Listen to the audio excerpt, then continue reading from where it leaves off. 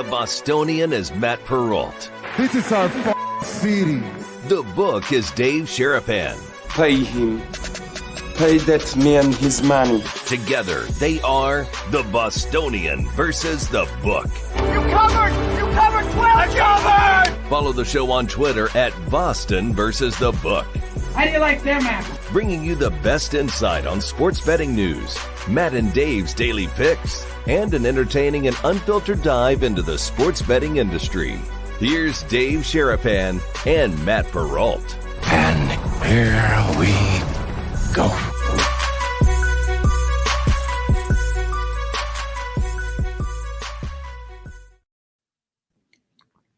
Hello, everybody. Happy Thursday. Welcome into another episode of the Bostonian versus the Book. Dave Sharapan, the book, Matt Perrault, the Bostonian, coming to you from a rather chilly Las Vegas, which is not normal for us. It was 55 degrees this morning here. For you guys who are on the East Coast and northern parts of the country, you're like, what's wrong with that? It was cold today, live on YouTube and live on Twitter. More on that in a second. Twitter, folks, bravo. More in a second on that.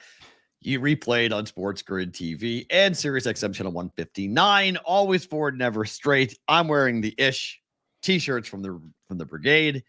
How are you on this Thursday, Dave? I am tired. I'll tell you that right out of the gate. Always forward, never straight. Courtesy t-shirt, courtesy of Chef Benny, a BVB Brigade member who we've met, befriended, and is on the squad. Will, I hope you're watching, and I hope you're ready. Just letting you know now. I'm apologizing for the whole fucking show. We're going over on shits, fucks, Jesus, jagoffs, assholes. There we go. All right. All of it. Just let you know right at the beginning. People want to bang for their buck at the beginning. You got it today. You're tired. I'm tired. You were at the show last night at U2, late. I don't know what time it was when we hung up the phone after the show. Was it 2 a.m.? 2 a.m. Because I stayed up for another about 45 minutes after. Oh, yikes. Because I couldn't fall asleep because my mind was racing. Red Bull, I knew better. I knew better when I started drinking Red Bull and vodkas. I knew better. Red Bull and me, I am super sensitive to caffeine, and I am insanely sensitive to Red Bull. That was my first Red Bull I have had maybe I think since COVID was the last time since the pandemic was the last time. You know what that does to your heart, right? Don't ever have another one of those. I know what I told you. It's not your heart. It's the kidneys. Red Bull is worse for your kidneys than your heart. It's bad for your heart, but it's really bad for your kidneys. You have From the guy who had a stroke and the doctor said, don't drink that poison ever. It is. It's poison. 100%. I told you this. I dated a girl who was a kidney doctor, and she was the one. She looked at me. I drank it, and she goes, what are you doing? And I was like, what do you mean? She was like, nuh-uh. She goes, equal part Red Bull to water, always. Yeah. Really, it strips the lining of your kidneys. Stuff is literally toxic. I was like, whatever. I need it. I was tired. I'm going to be at the show for 3.5 hours, and you need a pick me up. But I got home and I was like wired. I was not going to sleep for a long time. We weren't going to sleep. I wasn't going to sleep after yesterday. We showed up at the book. You looked very nice. You had the sport coat on and the shirt and with everything without the tie. There were a lot of suits there. A lot of people in the I don't know, G2E convention uniform. Yes. With the sport coat with the shirt unbuttoned or some tied up, but mostly unbuttoned. Not. Yeah, mostly some not. fancy ass loafers that look like shit, most of them, to be honest. You got to have good shoes, boys and girls. We saw a lot of people yesterday. Oh. A lot. A lot of pats on the back. You guys are doing a great job. Your show is awesome. Love the content. Strangers. Me and you were walking, and people were like, Matt, hi. I forget what that kid's name was. I mean, look, I have to figure this out. And if you guys know tricks on this, you have to let me know this, because the older I get, I honest to God, okay, in the beginning of my career, I didn't give a fuck. Okay. I really didn't care. Yeah. If you knew me and I didn't know you, I didn't care. It didn't bother me. You walk up, Matt, how are you? I'd bullshit with you. I'd talk. I'd go on my way. I wouldn't even think twice about it. Okay. Yeah. At 46, I've matured. I've become much more aware of it. Yeah. And now I feel like the asshole because I am being the asshole because I don't remember people who walk up to me. Guy literally from a Dave came up to me, said, "Hi, Matt, what's going on? How are you? Jonathan, good to see you again." And he goes, "Jonathan, we work together." Not even a little bit. I had no memory, didn't know he could have been from anyone on the planet. And he looked at me like, "You're a fucking asshole." Because I didn't remember a damn thing about him. I didn't know where. Not only that, you said, "Oh, all right, good to see you. I love the content you guys do. Yep. Thanks." And he walks away, like, and he goes, "You're like, I'm having trouble remembering who that is." And I'm like, trouble. I said, I had no idea who that was. Right. And you then you go, "I don't mean to be an asshole." And I go, "You were definitely being an asshole. Like you came off as being an asshole." But I didn't mean to. I know. I don't. I know. As again, 20 years ago, I wouldn't have cared. 20 years ago, that would not even have been a blip on my radar. I wouldn't even thought to be embarrassed about it. But now, as I'm getting older, I'm like, I need to like either my memory is really, really bad, or I just don't. The worst thing is I don't remember people's names. That's the most embarrassing thing because people that I know and I have gone to their weddings and I've had conversations with them, I have to literally stop myself and go, "What is their name? What is their name?" Scanning my brain, scanning. Bam, got it. But I should know it quicker. Like my recall should be way better on people that if you're not in my everyday life and I go over a year without talking to you or seeing you, it's gone. It's my memory is zero. And I have to like go through my Rolodex in my brain to find their name. And I feel horrible because they know me. "Matt, how are you? What's going on?" And I'm like, "You're, damn it." So it has to change. It has to stop. Do what I do. Say like, "You know what? I can't remember your name. What's your name?" Like, "Oh yeah, that's right. Oh yeah." And then it's over. Like trying to pretend that you know them is worse. And then brushing it off because you're embarrassed that you don't remember them is way worse. But what if I've been in their house and I've seen them and like I've gone out with them, like I know. Listen, you're over 45. You can use that excuse now the rest of your life. It's a senior moment. That's my senior moment. And just say it. Because you get over the awkwardness of not knowing, and then it's not awkward. I'm not awkward. I feel guilty. That's all of that. I feel guilty. I feel like I am a bad person because I'm not quick enough on the draw, and they are. Right. And I have made enough of an influence on them that they can recall my name very quickly, and I'm too fucking self-absorbed and wrapped up in my own shit that I can't figure out who this person is. Right. It kills me now. Between it really the bothers show, me. being on the Twitter, the YouTube, the Sports Grid replay nationally, the Sirius XM, the Daily Juice you're doing, all the other shit that I'm doing, people know us. Like, I mean, I saw someone talking. We were talking, and I saw out of the corner of my eye, about 20 feet away, them pointing at us, going, "Those two, that's those. Look at that. That's, you know who that is, right?" Because I like to walk into a room and meet everybody. True. But the way the rooms are going, especially when we got a home game like we do in Vegas, they're coming up to us. We were like holding court yesterday in the center of that book. People kept coming over. And I'm not doing it to brag. I don't give a fuck about any of it. I don't need to pump my own tires. But you do like to talk to people. I love talking to people. Right. I love talking to people. But what I don't like is the bullshit of a lot of people. Which, listen, shows, conventions, everybody's selling something. Of course. It's amazing. We show up and do the show. Do it every day, Monday through Friday, around 11-ish Pacific, 2 o'clock Pacific-ish, every day, Monday through Friday. It's on Sports Grid Network replay, 12 hours a week, 5 days during the week, replay on Saturday. This show. True. 12 hours. Crazy. This is for Sonic. Yes. This will be the music portion of the program because a bunch of the Brigade members were asking both on Twitter, X, and on our Discord channel about what last night was looked like. Okay, so this is last night. Dan Buck is the gentleman in the white. Cal Spears is in the black shirt. I'm obviously in the middle there. That's U2 behind us. That is the Sphere, one of the amazing backdrops that the Sphere put up for U2 last night. And first and foremost, Dan Buck, you're God in my world right now, because that was an amazing night. And I will always be appreciative of him just saying, hey, you want to go to the show? Like, what? Yeah, of course I want to go to the show. So the Sphere, I think, I said to you last night, I think this will change music forever. I don't think there was a report that Dan told me that Eddie Vedder was in town watching that event. I would predict that Pearl Jam, we already know Fish is playing 8 nights. My gut tells me Pink Floyd. My gut tells me I'm Metallica. Like, if your core audience is over the age of 40 and you have a big catalog of hits, you're going to want to play that event. You're going to want to play the Sphere. And then they're going to build those things all over the country. Now, how big, how many seats, I don't know.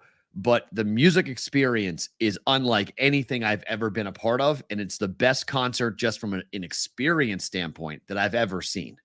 Like, it is sensory overload to the max. But you can, as you're watching U2 and what U2 is doing, your brain just naturally goes to, well, what would this band do? And what would that band do? Like, the camera, I don't know what the hell it is. 8K, 16K, whatever, how the clarity that it is. It's the clearest thing I've ever seen. Like, it is like, it's unbelievable. When you see the guys who are literally 5 stories in size, it's unreal. I would recommend this. There are 2 different experiences. If you're thinking about coming to either the Sphere for U2, the movie, or something else, there's 2 experiences. We were down low. We got the music experience, which for me is completely cool. I am 100% down with the music experience. The higher up you go, that's the Sphere experience, because you will see the entire breadth of what that thing does and what that thing looks like behind a musical artist. Audio-wise, the best sounding concert I've ever been to.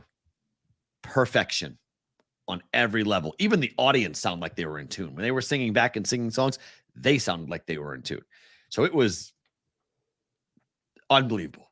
Well worth it. If you're coming to an event to come to that U2 show, is 100% worth it. Easy in, easy out. They drop you go right to the casino, right to the Sphere, you're right out, drops you right back out of the casino, right like they like it, right back into the Venetian. Good, fun, awesome show. Highly recommend it. Hopefully, Sonic, I think you did see the video I put on Twitter that you requested. He requested a transition that he wanted to see between songs. That was cool. They didn't play Octung in order, which is, I thought they were going to do that start to finish. They played every song on the album, but they did it at a different order, and they popped in different hits and such, big U2 songs that people came to see as well. So overall, 2 thumbs up. Good times. Good times. Excellent. Moving on. Dodgers get sent home last night. They get swept by the Diamondbacks. I drifted off there. Sorry. It was the audio nerd portion of the show. Yes, it was. And somebody that was, at least you weren't chemically induced, but I'm sure there was a lot of people. Oh, there's a lot of people who are chemically, and it's a show that you will have fun if you're going to be chemically induced. Yeah. I was just drinking. You can, yeah. Teams with the 5 best records in Major League Baseball are 1-12 in the postseason. 1-12. The only win comes from the Braves. That's the only, and they got stomped. Misleading stat because the Rangers beat them. Yeah, the Rangers are undefeated. That's great, right? But they did not have one of the 5 best records in baseball. No, the other teams did. One of the teams that did not beat them all. Correct. That's the point. And hasn't lost. So you play 162 games. You have one of the 5 best records of any team playing 162. And the combined record of those 5 teams in the postseason is 1-12. Correct. That is unbelievable. It's not. It's baseball. It's like hockey. It's never, Dave, it's never happened. Win in 118 years of baseball. This has never happened. The team went 1-12 because they didn't play this many playoff games. This has never happened when we've seen teams who have had home field advantage get swept out like this. It's never happened. Played it like this. But even when 118 years of, we've never seen 2 teams two teams with home field advantage lose both games in game 1 and game 2 at home and get swept out. We've never seen that. It hasn't happened before. This is unprecedented as to what we are seeing with teams who play all year to have home field, who are not winning a single game, who are getting pushed out, who are getting swept out. Teams used to play a best of 5 and a best of 7 to win a World Series. Right. I guarantee if somebody goes back and looks that a team got swept at having the better record at home in National League Championship Series or the American League Championship Series. Yes, of course. Okay. So it best happened. Record. Teams with the best record. Teams with the best record won 102 games. They had home field advantage. advantage. Been swept like this. Have never been swept out of the playoffs. Losing the it's games a at home. nonsense stat. It's not. It's the truth. It's never happened before. I mean, I know. in terms of where we are right now, this is unprecedented stuff. We've seen teams lose. I think it was 2 times we've seen teams lose game 1 and game 2 at home, but they've won a game in the series. They stayed alive in the series later on.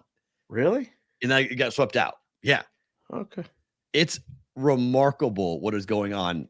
I cannot wait to see how baseball fans react to this if the Phillies win tonight. And the top 4 seeds are all out. What the ratings look like. Do people care? Do they turn it off? We were in the book for the Phillies game. It looked like there was a lot of people in the book watching the game. Well, because those are Philly fans. People from the East Coast are here.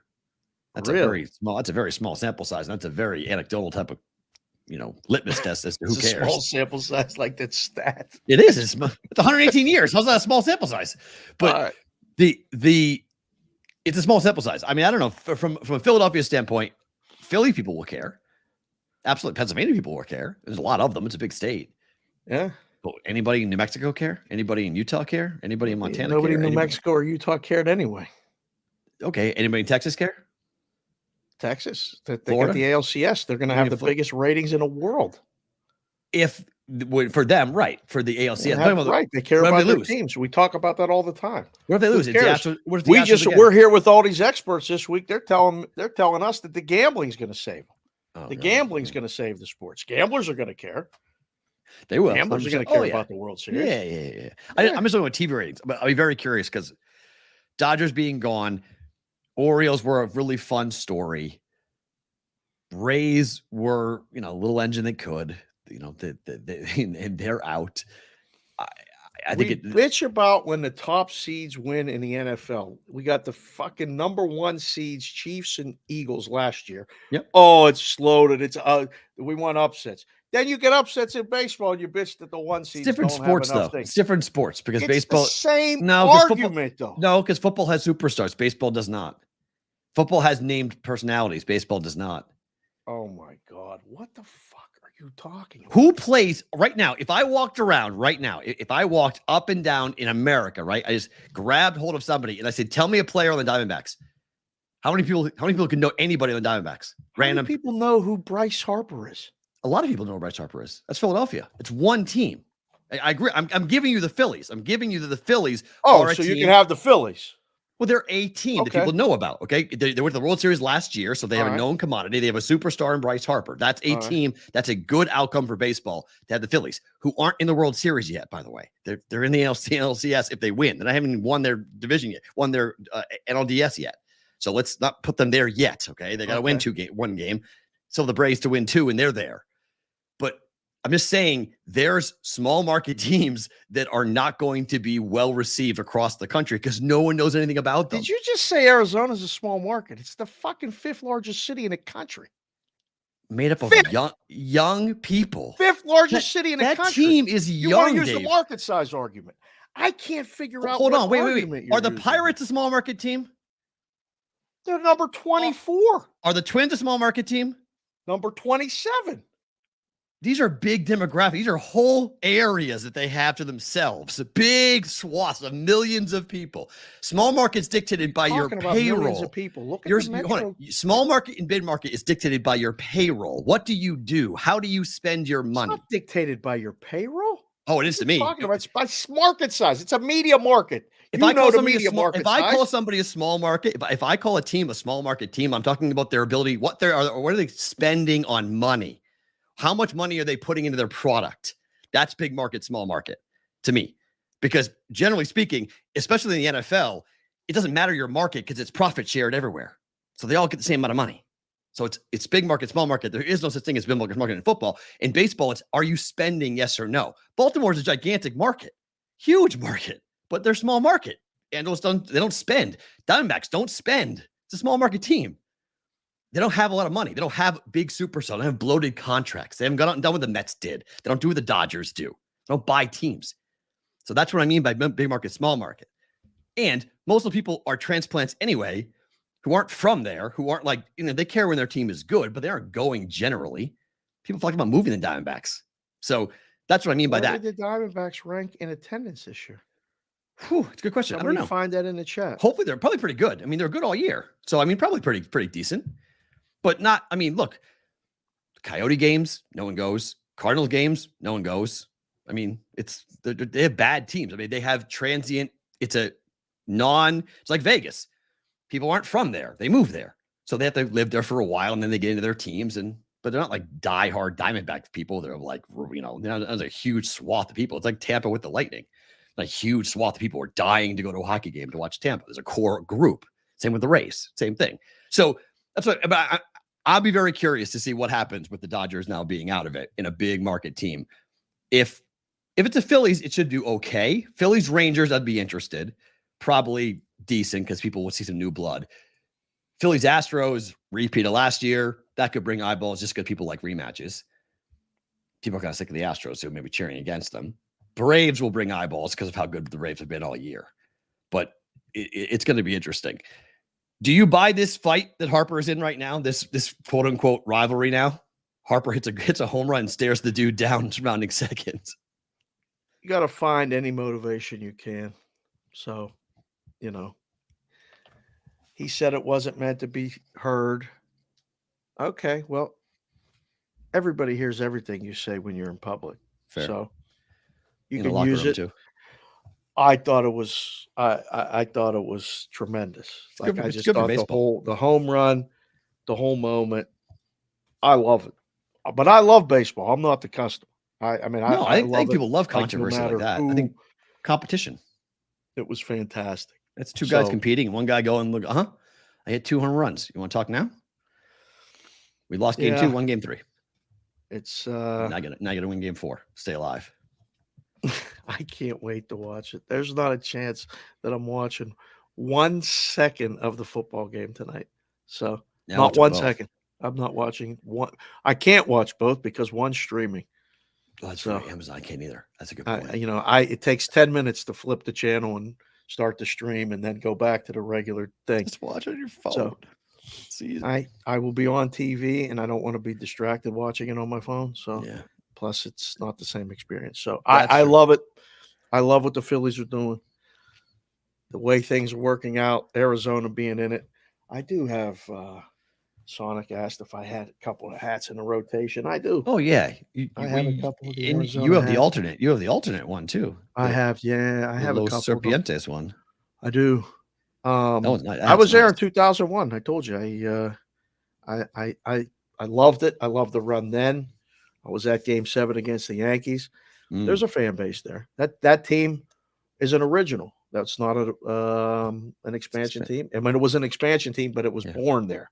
Right. So they have a fan base. They showed up last night. That place was jumping. Those home runs off of Lynn was. I can't believe I missed an over in which 4 home runs were hit by the Diamondbacks. That's hard to do.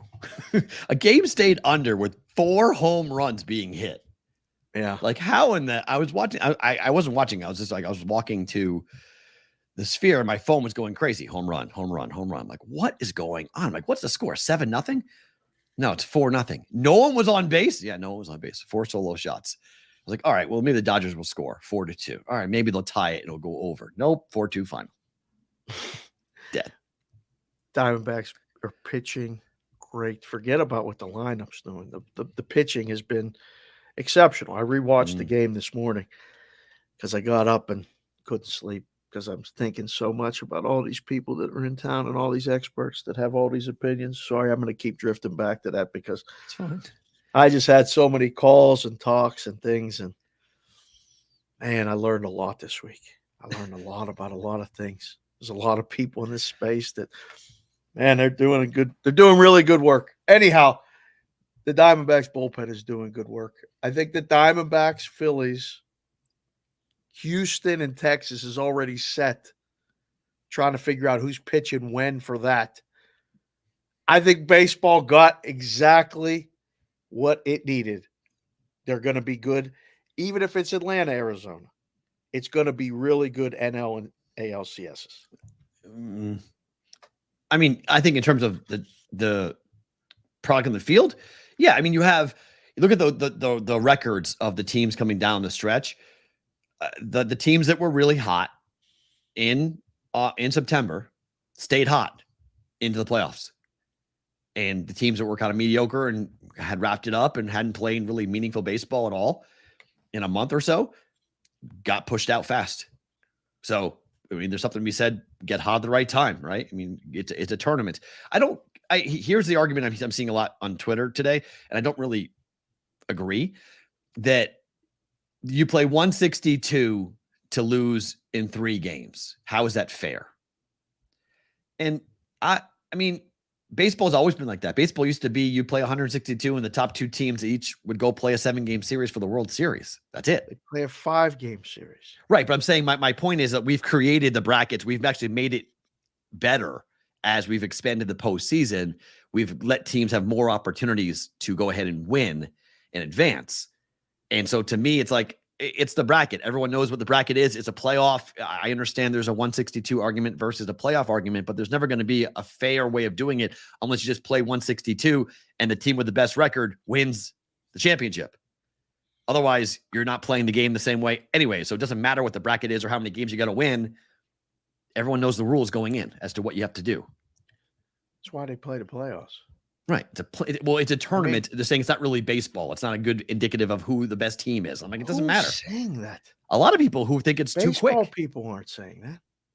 I don't know. I can't quantify who is and who is not a baseball person. What I mean, like it's not. I think it's a shallow argument. It's a lazy, tired, wasteful. I've heard it. I mean, my dad used to make that. But my dad used to make that argument about like you play 162 to go play a 7-game series. How is that indicative? Like, what doesn't make any sense? It's a long-standing argument. It makes any sense. That's a way it's done. Yeah, that's right. That's my point. It's like, well, you go into it knowing those are the rules. Like, it didn't spring up on anybody. Everyone started the season with the same idea as to what the bracket was going to look like. So a few years ago, they played 162 to then have 2 teams play 1 game to decide who got in. Yeah. Oh boy. They set up the bunting around the stadium like it was a playoff game. It was an all or nothing game. For the guys playing the game, it was just like showing up on a Tuesday in June. They treated it like it. You ask guys that played in that game. They're like, it's just another game, Dave. Really? Feels so much bigger. They're like, dude, we got to win that one to even keep playing. And then you realize when you talk to actual players, guys in big leagues. I've talked to guys in the big leagues in the offseason. Other than occasional big moment, they play so many games and have so many things. It's just another game to most of them. So I think we make a bigger deal of it. And like, as far as the ratings thing go, man, I mean, just like this show, if you don't like it, don't stay and watch it. There's more choices. You can go do other things. Sure. Whether people watch it or not is on them. Now, the executives got to sell it. I've learned so much about, I mean, MLB cares about that. How many? Well, they have to because they got to charge advertisers. The TV networks care. Executives care. Yeah. I mean, they want people to watch it, but the product is still the product. So whoever's playing in it, if I can't sell you on the fact that it's the most important series for the league of the year, it determines the league champion, the World Series. Mm-hmm. If it's not important to you, don't watch it. We're going to play it. There's going to be people that come. Stadiums are going to be full. The pushback, no matter which event which city it's in, there's sellouts every day. Of course, tickets will be through the roof because it's local, right? That makes sense. But the pushback to that would be that there aren't enough diehards in any sport to really sell a championship series to the level that they expect it to. You have to get the casual.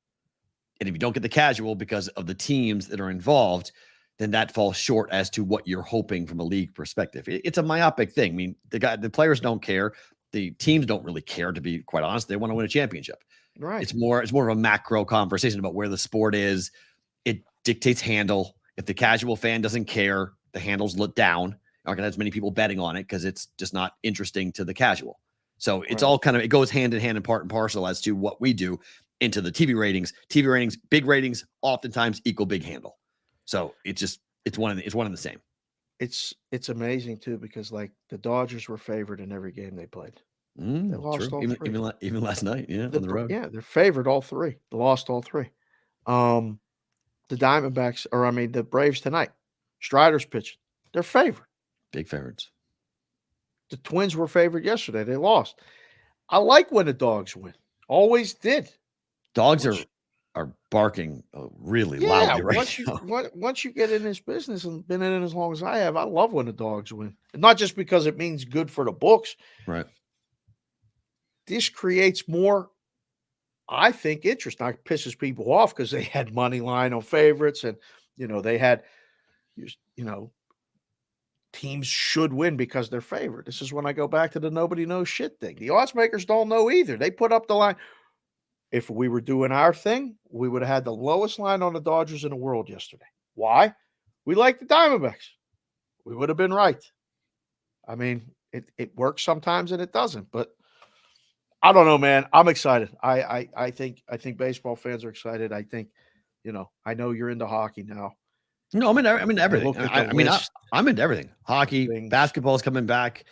I mean, it's just you're running out of games. I mean, it just comes down to we're down to one game tonight, and then there's not a game till the weekend. If the Phillies win tonight, we don't play again till the weekend, so there's no games tomorrow.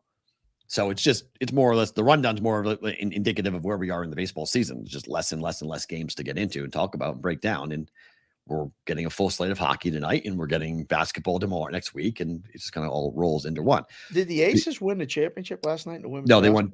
It's a best out of 5. Oh, they won game 1 and game 2. They crushed them. So game 3, smoked them. They can win in game. They can sweep the Liberty in game 3 and go back to back, which is a very niche topic in sports, but even more in this town, because once the night started up, I felt like people just clicked off the Aces and stopped watching. The big crowd last night at Michelob Ultra Arena, which is good, but I mean, I didn't feel like anybody was watching it. You got offered the ticket to go to U2. I got offered a ticket to go to the Aces game. I took a pass. Yeah, see? And you're not alone. A lot of people took passes. They're like, eh. Connor Bedard scored his first goal of his career last night against the Bruins. Nice goal. 3-1. Nice goal, wraparound. Did you know that Mario Lemieux scored his first career goal against the Boston Bruins? Damn right I did. I did not know that. Nuts. I remember watching it as a kid. Did not know that. So Bedard walked around Ray Bourque, and it was his first shot of his pro career. Really? Puck sprung over. He went down the left-hand side around Bourque. Boom. Pete Peters was the goalie. I've seen it a million times. I remember it like it was yesterday. My brothers and I were watching it going, we got a guy! We got a guy! You got a guy in Bedard. Chicago has to be excited. They got a guy. I mean, that was a pretty goal, wraparound. Allmark was asleep at the wheel. Should have had a shutout. That should have been a save he made, but nice job by the kid to jump on a loose puck and wrap it around. Bruins win the game 3-1, but 1 assist now and 1 goal now for the youngster. I was watching this game in the book because I knew that Toronto was a monster favorite. They went down 1-0, 2-0. It was 2-1, 2-2. Then it was 3-2. Then it was 3-3. Yeah. Then it was 5-3 Montreal in the third. Yeah. 5-5. They tied it up. They lost the game in a shootout 6-5. Montreal, I was watching it, and then I watched the highlights later because I couldn't believe that their kids are Montreal playing. Lost the game. Right. Toronto's going to be Toronto. They're going to be a fun team to watch. They're going to score a lot of goals. Montreal is going to be a fun team to watch as well. Overs. A lot of overs. They're giving up a lot of shots. They're going to have, it becomes a quality thing. If you're going to give, I didn't look at the shots on goal. And I saw the thing you put about the Sogs. I'm sad about the Sogs too. We need more Sogs. Just because Madeline used to walk in and go, who's winning the Sogs? Well, The shots on goal. that's what the kids look at. They look on what is SOG, shots on goal. So she dubbed them SOG, and Yep. I like to refer to as the SOG because I'm 53 and never heard it referred to as that in my life. And I love when the kids teach me stuff. But shots on goal is important. Shots on goal for Montreal, they're going to give them up. In turn, and giving them up, they're probably going to give up goals. So overs for Montreal is my first takeaway from that game. Shots on goal last night. Where I need team stats here. Let's see. For Montreal, they gave up 24. Well, that's shots they had. That's the shots on goal. 42 shots on goal. Yeah, it's going to be on the regular. That's a high number, 42 shots. Yeah. We got some guys in the chat going back and forth. Guys, the show is the show. Like Matt and I have formed a relationship that we can yell at each other like brothers, uncles. What are they mad about? We're going back and forth, and they're trying to pick a side. You guys can pick a side for every argument we have. It doesn't matter. That's the whole keep idea. Showing up, keep hitting the like button, keep hitting the subscribe Never button. forget that the word versus came from somewhere. Yeah, Bostonian we versus gotta have. the book. Well, that's what some executives think. We need to yell at each other more because that's what all the other shows do on fucking TV. Is have two people yelling at each other, and they think that's good TV. I don't know if I do or not, but that's what all the suits say that we met. So we're not going to do that. But occasionally we have to yell and bark and say that. It's not even barking. Oilers, it is what it is. Oilers gave 8 goals last night. 8 to the Vancouver Canucks, who don't score all that much all of a sudden. They will this year. Okay. How big of a concern defensively will things be for? They're going to score a ton of goals. It's the Oilers. Are they going to be this bad? I mean, Skinner and company, is this a repeat of last year? They've given up 4 goals a game? No, it's one game. I keep telling you, don't make snap judgments from one game. It's not snap judgment. Last year, this team defensively was bad. They opened up the year. The Oilers. They gave up a ton of goals last year. They scored a ton of goals, but they gave up a ton of goals last year. They were an over machine. Number 1 team to the over last year, overall and on the road last year, because they gave up a ton of goals. They score a lot. Right. But, you know, they're 6.5 and 7s. That's not because they're scoring 6.5 or 7 goals themselves. They're giving up 3-4 a night. Let's be honest. What would you rather watch?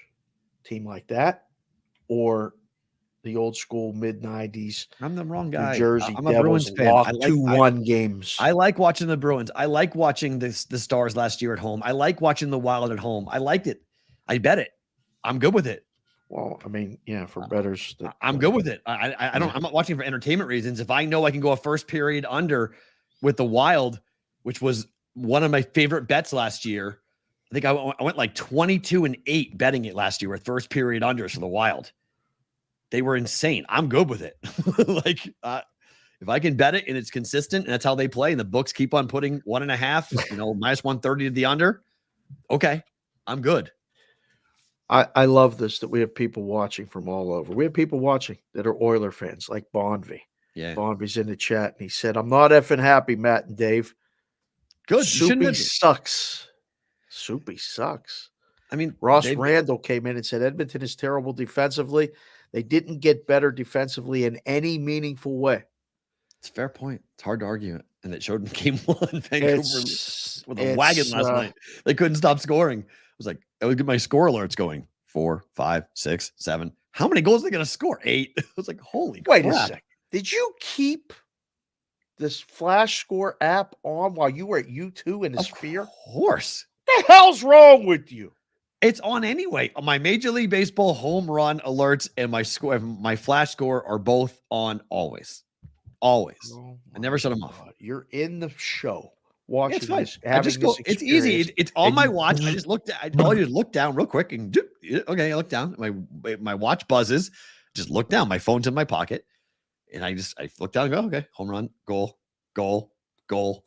It was like, oh my god, they're killing them. This is great. So yes, absolutely. I was getting alerts during that game. Jack Campbell, the goalie that they got from Toronto. That's who Bonvy's referring to. His nickname Soupy because his last name's Campbell. Which would be Campbell's Soup, which can be a sponsor of the show if you'd like. Campbell's Soup. A lot of people like Campbell's Soup. They sponsor sports shows all the time. Tomato show. Tomato soup. Yeah. And the can, the paste. Madeline loves that. That's really? Oh yeah. Tomato soup and grilled cheese. That's her. Oh, One of her go-tos. The Avalanche. do Are they the team? you like tomato soup? Do not know. Do not like. What do you think, people in the chat? Do you guys like tomato soup? Yes or no? We got Tomato Midwest. soup. We got Midwest people here, so I'm gonna say yes. It's a hearty, cold weather climate type of meal. Give me that bullshit with the grilled cheese and that's what you eat. It is good. Oh, Dipping it in, it is good. I love grilled cheese. I'm a big grilled cheese person. I'm good with the grilled cheese. I don't like the tomato soup. Yeah, I'm fair. I'm with you. I'll do other soups. Agita. Yeah, I do others. I do other soups. I do like soup though, but I do other soups with grilled cheese on a cold day like today. Oh, we got a lot. Cold day. It's 64 out right now. It was 55. That's cold. 60. It hasn't been below 70 for a high since when? When's the last time we had a high under 70? After we got off the phone, I had to go move the van and the car and this and that. I'm playing valet at 2:30 in the morning. Yep. After we got off the phone, it was cold at 2:30 in the morning. Yes, it was windy as hell. And I went outside in shorts and I was like, "What the?" And I checked the phone, and you're right, it was 55. I think it was, and I was like, "Whoa, when did it? It's it. Winter's 53 here." was the low this morning before the sun came up. That was the low. 53 degrees. When's the last time we saw 50s in a high below 70? It's been a while. Like we're talking last March. It's been a bit. Very few people like the tomato soup. I don't know. Blame you. If I would put a yes, no, I would put more people would say I'd make no minus 160 on tomato soup. Let you bet the yes. Answer this question: are the Avalanche team to beat going into the year? Right now, they looked damn. Right now in the West, they are. Yeah. 5-2 win last night. They look. The health of that team is going to determine everything. Fair. I mean, they are as constructed right now. Everybody healthy, all things being said, I think they're the best team. Yeah. And I only saw the highlights. I didn't watch no games whole yet of them. But the odds reflect it for that reason. Right. So speaking of odds, Braves, should they be minus 150 road favorites today? Strider. Yep. Suarez. Yep. How'd the first game go? That was in Atlanta. This is in Philly. Okay. Yeah. Where Suarez is worse? Suarez is worse on the road. Or is he worse at home? I thought he was worse at home, but he's one of the two. I can't remember. He's significantly worse. I'm not betting this game.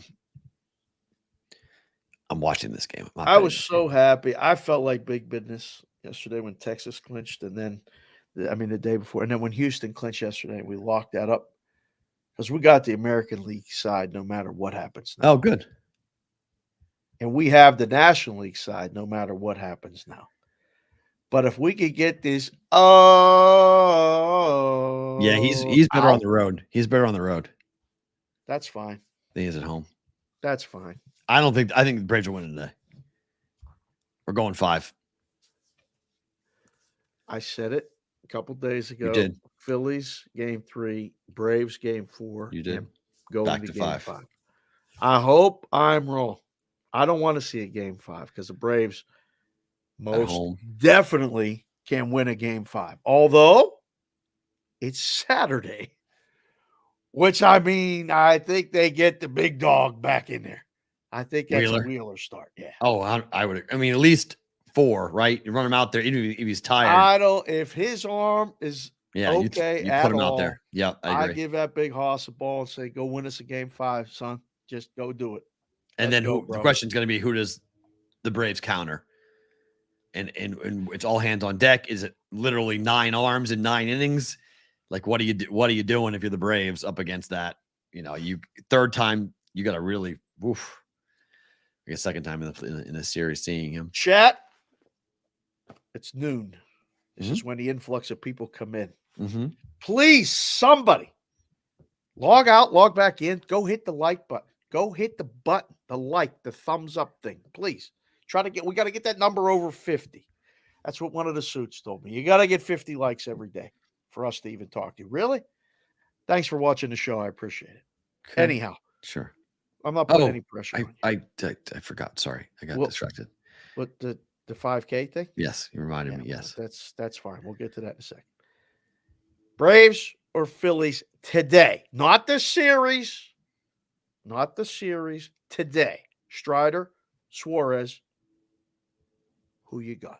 Braves. You got Braves. I'm rooting for the Phillies. I got to find out if little Nate and Norm are going to be at the game. Right. Nate's undefeated. Right. I'm waiting to get the text. Made a contact yesterday. I said it right in front of you. I said it right in front of him.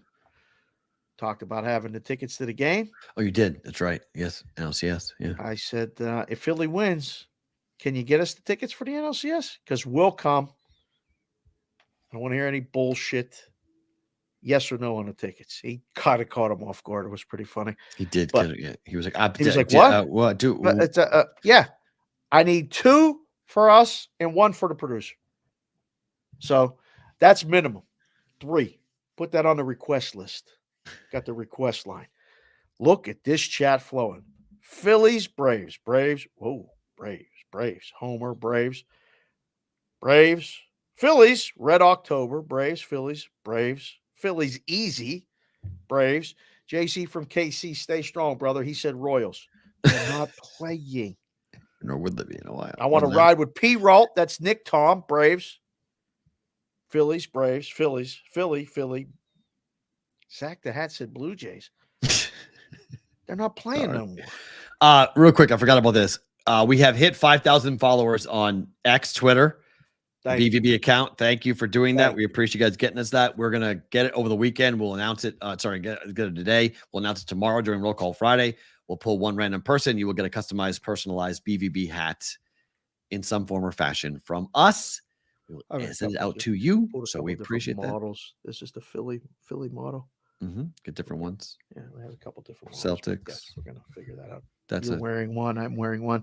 The Yours white is- models pop, like the I kids love- say. Yeah, I like the They white. like the white. Those white. pop. The logo They're looks clean. Yeah, it looks really nice. The logos look really nice on the white hats. It really does. It really looks. It looks quite sharp. I would say. Okay. Tonight we got football. Thursday night football. Broncos. Chiefs are 10.5-point home favorites. Taylor Swift is reportedly going to be in the building. So Why? Because her movie comes out tomorrow. That's why. Really? Yep, that's why. Her movie comes out tomorrow. It's going to do 200 million. They got to make sure the kids are going to go out and make it go to 200 million. She's going. Wind will be an issue tonight. There's not going to be a ton of rain, but there's going to be wind tonight. The wind is an issue here, by the way. Did you go outside just for any sustained amount of time? I can't see. I went outside again to move the car. I did. It wasn't bad. Really? Oh, it's so windy up here. Oh, my Lord. Oh, it's not that bad down here. It's okay. It's okay down here. It was really windy last night. When I was coming home last night and walking in my car last night, I was like, Jesus, crazy. Yeah. This game opened at 51. Has been bet down to 47. Primetime game under. I mean, everybody bets it under. Even Rhombus's parallelogram. Sharp people, square people, pros, Joes, they're all on it. I don't know. I mean, the line movement, we're going to talk to a lot of people even yesterday, a lot of people in the content space are talking about this line movement. I mean, I didn't realize there was literally an analyzation of the line movement that they can determine their opinion. Pick the winner. Pick the side. Pick the total. So that they're just chasing steam. That's apparently, I mean, that's, listen, people have created businesses out of that. I met them yesterday. Right. I met these people that have created businesses out of chasing steam.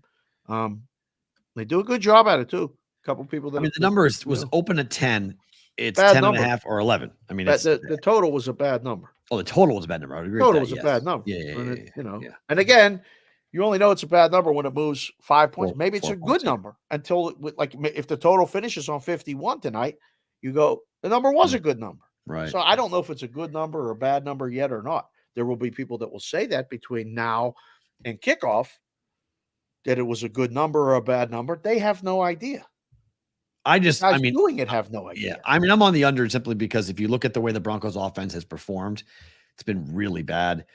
It's a divisional game, primetime game, and there's wind in the forecast. It's just all those things combined. I don't care about the steam. I don't care about whatever. I just think it's an How about under this? Do you care about it? Have you watched the Broncos play? Yes.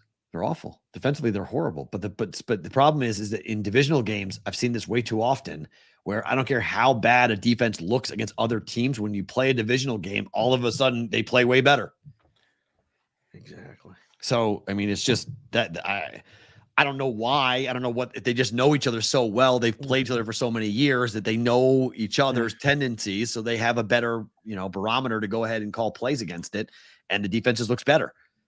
And teams have sucked defensively, oftentimes in prime time, magically play better.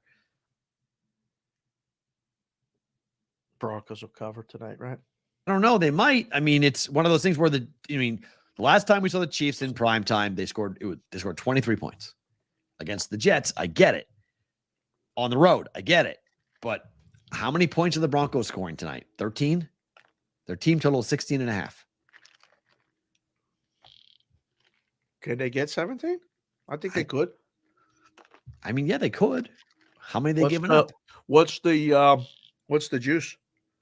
On the 116.5. Still minus 110 both sides, or one of the one side's a favorite. It had the over was favored, I believe. Yeah. That makes sense. When I looked at it last night, down to 46.5 at FanDuel. They went first to 46.5. Total points for the Broncos now 17.5. Even money to the over. There you go.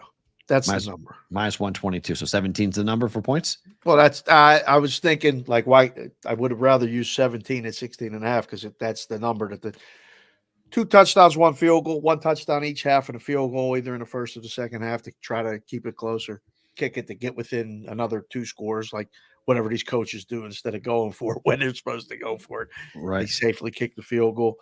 17's a number.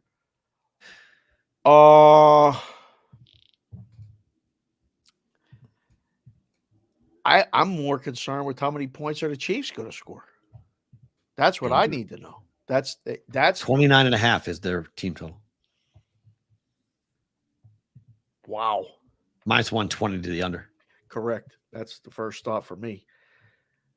The number should be either 28 or 27.5. Like 28. Is it 4 touchdowns or 4 touchdowns and a field goal? Like, do they kick a field goal tonight or not? It all depends. They probably kick multiple field goals. Probably going to get, I don't know. Again, I think it's like, watching. Personally, I think it's like a 24-10. It's like a 24-10 game to me. Sounds like a very exciting product to watch. No, I would agree. Oh, I don't think it's going to be a great game. I really don't. I don't like Russell Wilson. I don't like the offense. But I think that their defense may play better against the Chiefs and hold them down. The Chiefs have not had big explosive plays. Kelsey's ankle is turned, not looking great there. So, I mean, I don't know how effective he will be. They don't have the burner. The Tyreek Hill piece is missing from the offense, and Kadarius Toney does not do it for me. Did you do same game teaser with this one? Did not. Sweet Lou from the 412s in the chat and said, any teaser's good tonight. Up, down, over, under. This might be one of those 4-way teasers, falls right in the middle of everything. Don't hate it. I mean, I've played the under, so I guess don't mind teasing up to 53, taking the under. Right. And then what are you doing? Pulling the Chiefs down from 10 to 4? Or going up to 16? Oh, 2 books just moved to 11. It scared me. It would scare me a little. Show. Are you guys watching the show in the rooms? Like, are you listening to? Are you watching? I just moved it right now. 11. That's interesting. At some point, somebody's got to bet Denver. Yes, at some point. Or the books are going to cry like they did last Sunday. Go, oh, everybody won. They all bet the same teams. Oh, it's Kansas City. You can't take any bets on the other side. Go to 11. Maybe you will. 11 may keep the teasers away because now a 6-point teaser on 11 is 5, which everybody hates a 5 on their ticket. Me. Me. I hate it. Horrible number. But would you consider at 11 to go up 6? Yes. It takes 17. Yes, I would. Yes. But there is a large fear that this can be a 30-3 game. Ooh, that would be terrible to get 17 and only get a field goal. So, I mean, 33-10 would stink if you had 17. That's possible too. That's my point. Like, it just feels like the Broncos are getting 30. Sorry, the Chiefs are getting 30. And my entire bet on the under, I have 17 points to play with. How many points? Broncos score. How many points are the Broncos scoring? And I don't know because it's Russell Wilson and this offense is absolutely anemic. They can't run the ball. They can't throw the ball. And I just need Russell Wilson not to throw 2 picks tonight. Like, don't give the Chiefs 2 touchdowns easily. I still feel like the Chiefs offense is going to determine whether this line covers or not and whether the game goes over. But I'm okay with that because I don't think Andy Reid gives a flip about these games. Just win them. Oh, yeah. No. I know. I just like the Chiefs. I feel like they got to get right offensively against somebody. Like, I feel like that 38 or 41 game is coming. And I don't know if it's this week with the division and Wednesday. Are they off next week? No. Kansas City goes next week. Where are they playing? Cupcake? Excuse me. They're due to play a cupcake. Why can't I find the game? I'm staring at the board right now. They're home against the Chargers. Oh, back-to-back division games. Back-to-back division games. But at home. Woo! And Denver plays at home against Green Bay. Oh, my. Did you see the look at what would you think the line right now is Green Bay at Denver before tonight? Packers. I can't believe this line. I cannot. This line got to be wrong. This is a setup. Packers -1. Packers -1.5. Okay. Yeah, that's right. The Packers are favored on the road in Denver. Yeah. That's Are fair. you nuts? Go play that right now. You want CLV and you want a winner? Go play the Denver Broncos. That line is wrong. That line is wrong. If they get smoked tonight, that line goes up. If they get So smoked. what? If they get smoked tonight, that line goes to 2.5. They're supposed to get smoked. They're 10.5-point dogs. Just saying. That line is already set with the smoking involved. If Denver plays competitive covers or, God forbid, wins, it's going to flip. Oh, that's true. Yeah. They win the game. Hell yeah, that's flipping. Without a doubt, that's going to flip. They're at home. Home dogs against the Packers. Yes. The Raiders were favored against Green Bay. It flipped. This was the same number. Green Bay is the same number at Denver that they were at the Raiders. Yeah, that's fair. Raiders and Broncos being the same. Yeah, I'll buy that. Yeah, I'll buy that. Wow. I mean, the Broncos gave up. Everyone's going to point to the 70 points they gave up to Miami, but yes, they did that. Yes, it's not that good, but Raiders could have given up 70. I mean, if Raiders played Miami, they're not going to, but if they did, I could see them giving up 70 to Miami. Yeah, one player on defense. They got Max Crosby. That's it. Serious. That's it. That's all they got. They got one guy. Secondary's banged up already, but even with the secondary, they're not that good. Linebackers are not good. The defensive line's okay. You know who Vegas plays next week? Patriots this week. Next week, it's got to be on the road, right? Funny. One of our conversations in the last 24 hours. They play at Chicago next week. Oh, very nice. How about that? Winnable game. Wow. They win this week against Patriots, win next week. It's a 3-game win streak for the Raiders. Know anybody that wants to go to the Bears game in Chicago that might have Vegas ties or anything like that? Nobody wants to go to two Bears games. Really? In Chicago. No. Unless you're hoping for the number 1 pick. You're going there hoping to see them lose. Just saying. If you're a Bears fan, it's advantageous to lose all these games, not win these games, given your future draft potential. All right. So these are by request. Don't shoot the messenger. Both in our Discord channel, they asked us to go over these games tonight in college football. There's 2 of them. Oh. West Virginia's laying 3 on the road at Houston. The total is 50. Okay. West Virginia is 4-1 ATS on the year. They are 1-1 on the road. Houston is 2-3 ATS, 2-1 at home. West Virginia has covered 4 consecutive games. TCU, Texas Tech, Pitt, and Duquesne covered them all the last 4 games. After not covering against Penn State, which they probably should have covered against Penn State, given what Penn State did at the end of the game. The question is, lay the road favorite here in West Virginia. Talk to B-How yet? I have not. No.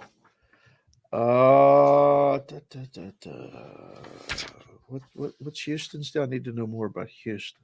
2-3, 0-2 so far in the conference in the Big 12 ATS. What they do last week? They have not looked all that good, to be quite honest. Houston. Houston is they lost by 21 points to Texas Tech. They beat Sam Houston State by 31. They lost to TCU 36-13, lost to Rice 41-43, and they beat UTSA 17-14.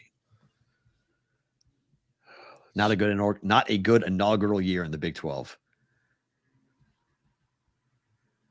Oh, they're terrible against the rush, and that's exactly what West Virginia does.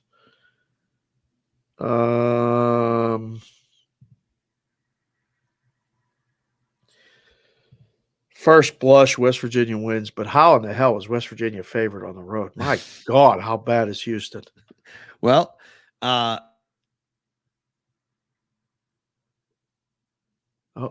frozen? in the country. Look at that, you froze. Hold on.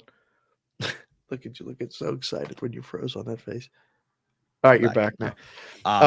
What is it? West Virginia, Houston is 4.6 yards a rush. That's 91st in the country. West Virginia rushes the ball 3.7 yards per rush. That's also 91st in the country. So kind of mid on mid there.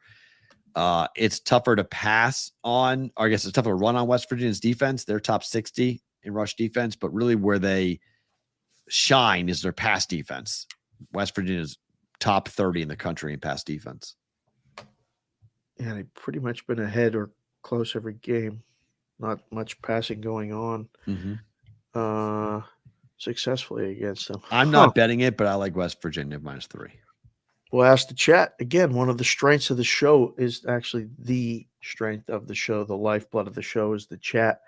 If you haven't gone in there, you should watch the show live on our YouTube channel at Boston versus the Book, the @ symbol. Throws people off in all these meetings that we have. We tell people that you have to put the @ symbol because they just go search Boston versus the Book. That'll come up too, but if you go right directly with the @ symbol. Anyhow, West Virginia -3, Houston +3. What you got? I think we see a lot of both. I think this is a perfect number. Yeah, I don't think this is one-sided. Yeah. Okay. I mean, because there's people that ask the question that I asked, how in the hell is West Virginia favored on the road? It says, sure. Like the kids say, that's sus. It's a good question. And then I have no idea about SMU and South Carolina, East Carolina. SMU on the year is 2-3. ATS, they are 0-2 against the spread on the road. East Carolina at home, 2-3 overall. At home, they're 1-1. They lost to Rice in their last game on the road by 7. They're laying 3.5 points. They're favored. They lost the game outright. SMU was at Charlotte. They won by 18 as 22.5-point favorites. They lost to TCU by 17 as 6.5-point dogs. Their last win came against Prairie View A&M. They won by 69 points in that game. Is this when I'm supposed to say something? No, I don't know. I have no idea either. I mean, I'm just bringing it up. I have no clue. We can move on. I don't think anyone. I mean, flip it. under is the play. It looks like Coin flip just based on what I see on the board. But I don't think there's anyone watching the show right now or going to watch the replay later to see what we thought about other than the person that sent us in the Discord. What's the Discord channel again? BVBshow.com. SMU is 4-1 to the under. East Carolina is 3-2 to the under. So there you go. Yeah, that's all right. Sunday, Baltimore in London. Ravens laying 4 against the Titans. Total is 41.5. Will you watch this game? Yes. I'm actually interested in watching this game. After 100%. watching the Baltimore Ravens against the Steelers last week, I got to see something because I didn't see it against the Steelers. And yeah, it's challenge time. I mean, Titans, we know what the Titans will do. They're a closed fist. You're going to get hit. So if you're not ready, you're going to have a problem. Neutral site game? Are you surprised by the number either way, side or total? Surprised. No. Total is a little low. But just given the defensive problems. I feel like the under is the way to go with this. I don't know. See, 41.5 worries me just a little bit simply because of the injuries on defense and the fact that the Titans give up points. Are they going to have success running the ball? Who? Titans. Normally, I would say no, but against the defensive line with the injuries, maybe. And Steelers really didn't. Steelers threw the ball on them. Steelers didn't do anything. I don't know how the Steelers. I still don't know how the Steelers won that game. To the last drive. Yeah. That was it. Yeah. They hung around. They blocked a punt, got a safety, a field goal, and a touchdown, and won a game. To your point, both teams are 4-1 under. Right. That's but I mean, this is 6:30 a.m. start West. 9:30 Eastern, yep. I'm gonna watch it. Like I'm Hotspur. I need this. Hotspur Stadium. Yeah. I don't know, man. I'm surprised it's more than 3. I think it's gonna come back. It ain't going up. No, I would agree. I would agree with that. That seems to be. We started this thing at the top, and boom, it's coming. Somebody's coming for the Titans money. Again, whether it's right or wrong, I don't know. But the Titans play is coming. 4.5 at open, according to one place I was looking at. So it's 4. Yep. So it's gone down 0.5 point. So that was the first move. Was small. How about Seattle at Cincy? Total's 45. Feels like an over was game. a 3-point favorite at Arizona. They come home and they're a 3-point favorite to Seattle. West Coast team making an early start.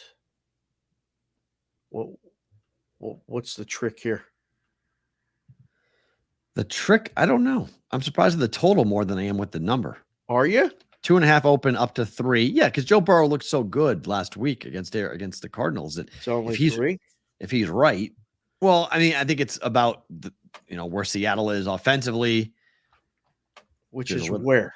I mean, not horrible. Huh. Is it good? I don't know if I call them good, but against the spread so far this year, Seattle's 3-1, and Cincy is 1-3-1.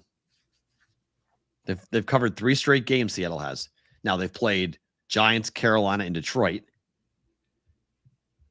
but they've covered 3 straight games. They do like the early starts. Good call, CBW. Seattle. I don't know. Again, I got to, look at this stuff for these other jobs that I got and these other people and talk about the games. And Steelers are off, so they said, can you do some AFC North games? Sure. I don't really have an opinion. I'll take a quick look at it. I like Cincy. Just San Fran's laying 7 at Cleveland with the total being 37. Yeah. This is something. This screams stay away to me because this is I don't know. This is you know why, right? I mean, it's 8.5. It is now? It's 8.5. It's 9. Thursday move. No, Deshaun Watson's not playing. 9 now. Whoa. Yeah. South Point went to 9. Yeah. Yeah. Bye-bye. 37, the number stayed. How many points will the Browns score? Yeah. Against that 49er defense? Yeah. 7? 9? I'm guessing this game is closer than most people think. I would agree. Cleveland's total is so low. Because Cleveland's defense is legit, and obviously San Francisco's defense, we know what that is. So there's, it's saying, hey, that they're going to be in the game, right? Yeah. I mean, otherwise, I guess maybe it's like 17-0, and they don't score in the Niners cover. But when it's this low, don't you bet under? They're telling you that this game's going to be nothing. It's this low because of the backup, and a lot of people do that automatic, and it doesn't always get there. I don't know if this is the blind underplay. I don't know because San Francisco what if they put up 31? Fair. But that defense of Cleveland. Toast. I know, but that defense is really good for Cleveland. It's hard to see them giving up that many points. Oh, man. It'd be really surprising. I mean, Cleveland this year. We just got a huge influx of people. Thank you guys for being here. Again, somebody like Sonic just went in here and said he's one of the wrenches. One of the moderators does a great job. Thank you again, sir. Hit the like Cleveland has given up 3, 22, 3, and 28 points this year. Coming off the bye. No. Yeah. Off the bye. Could they win this game? Cleveland? Yeah. I mean, yeah, if San Fran makes mistakes, sure. Fumbles, Purdy throws a bunch of picks. I mean, this defense is coming off of a bye. So, I mean, it's the best defense that San Francisco's seen all season. So it would be Steelers, Rams, Giants, Cardinals, Cowboys. Answer to that question is yes by a ways. Telling you, man, this is one of those ones. I've seen it in the book so many times. Everyone, everyone is going to have San Francisco in a teaser, money line parlay. It's going to be a sweat. If I can get over that number, how high is this number going to go? Can I get 17 on teaser? Can I get 7-point teaser? Can I get to 11? No, can this number get to 11? It's 9 now. Can I get to 11? Oh, so you want 17 off a 6-point teaser? No, it's not going to 11. You are so greedy when you ask. I'm just saying, if aren't going to give you numbers 2 points. I'm just saying, if you're going to give me 11, it's just saying, is that 9 now? Could it go to 11? Could it steam to 11? And then I'm going to go up to 17. No, but you can go to 10 and take 7-point teaser and get 17. It's a minus 140. It's a minus 140 bet. There's places, you guys, people, there's places you could get a 7-point teaser for less than that. No, that's where my guy has a 7-point teaser at. So it's 140. I have to talk to that guy. It's 120 for 6. It's 120 for 6. 6, 6.5. So 6.5 is 130, 7's 140. Yep. Yeah. We're gonna have to shop. I don't know. What's a legal book? What? Oh, they're not even taking 2-point teasers. Some of them. They start the 6-point teasers at 150. They tell you what a smile minus 170. I'm looking at the chat, but chat, tell me, is it true that DraftKings has now required you to do alternative numbers in order to do a same game teaser? You can't. Somebody told me that DraftKings has shut off the same game teaser. You can do it through alternative, a same game parlay, but you can't just tease it. You got to go with their numbers. You can't just say, I want to move it around. You have to go on because oftentimes an alt spread has their numbers, half. So if it's 11, you can't bet 11 and pull it down to 5. It's either 5.5 or 4.5. Chat has confirmed. Damn. That's FanDuel is the same, J-Dalbet said. Unbelievable. That's such a load of crap. Daily Pick said FanDuel is the same. That's awful. So explain it to me in terms of this game, San Francisco, Cleveland. Explain it to me. So it's minus 9 right now. Okay, it's 9, right? So they're not going to give you the chance to pull it down to 3. It's 2.5 or 3.5. They don't do whole numbers. They only do half numbers. Really? So you can bet it with a teaser, and there's different juice being applied to 2.5 and 3.5. And so you're not laying it's not always going to be 120. Like a teaser, you just pull it down. I get to dictate. I am in control as the teaser. No, they tell you what you can tease it to. That sucks. That absolutely sucks. Because you can lose on a half easy. You get hooked. Ask me why I got out of being in the book. I can fucking tell you why. Stuff like that. I'd be sitting in a fucking room going, what are you guys doing? Chasing the business away. Yeah. Oh, my God. Force people out. I mean, what do you mean I can't same game tease this? Yeah, you can do it, but you can do it with alternative numbers. Well, who dictates that number? Well, we do. Where's the juice? Well, we tell you what the juice is. So wait, it's not like a 120 flat. No, it'll dictate. Each bet will be different priced. Some bets will be 115. Some bets will be 150. You can do a whole number alternate spread, it says. You can. What's the price? I don't know. We got a guy in the chat that says he has minus 120 6-point teasers, minus 130 6.5, and minus 147. At FanDuel DraftKings? Not sure where that's at exactly. Yeah, my guy. Not sure where that's at exactly. Yeah, it's not really. Yeah. That's what I've seen that. Yes, that's the pricing. Yes, I would concur with that pricing. But so I don't know. I hope Who's I'm the wrong. best prices for teasers on the street, or even DraftKings has minus 120 with two different team teasers. That's the best price in America. 6-point teasers? 6-point teasers minus 120.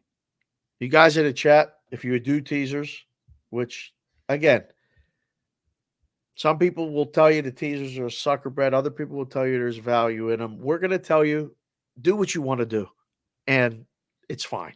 Like, books should take teasers. Books don't take teasers because a lot of times guys that do teasers win.